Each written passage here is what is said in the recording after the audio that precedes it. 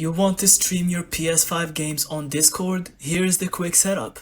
First, you can't stream directly from the PS app, so you'll need your PC as a bridge. Download the PS Remote Play app on your computer and sign in with your PlayStation account.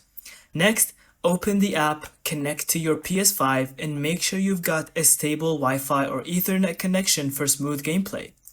Now, go to Discord, start a voice or video call, click share screen, and pick the PS5 Play Remote Play window. Tip: in Discord share settings, set the stream quality to 1080p 60fps if your internet can handle it. And that's it. Now your friends can watch your PS5 games live on Discord just like a Twitch stream. Thank you so much for watching. I hope you found this video helpful. And don't forget to leave us your thoughts in the comments. And subscribe to the channel for more tutorials like this. And have fun playing with your PS5 and sharing it to your friends.